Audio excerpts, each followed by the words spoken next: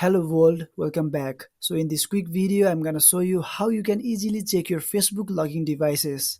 If you find this video helpful, consider subscribing and liking the video as it helps me in reaching more people if you like and subscribe. Saying that, let's start today's video. So at first open Facebook app.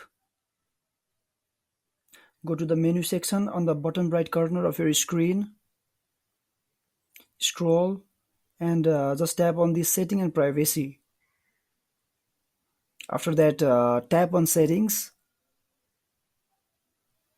and go to this account center. And after that, under account settings, tap on password and security.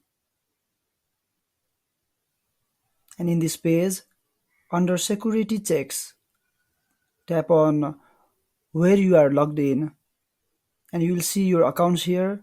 So tap on the Facebook account, and after that you will see all the login activities, your login info here.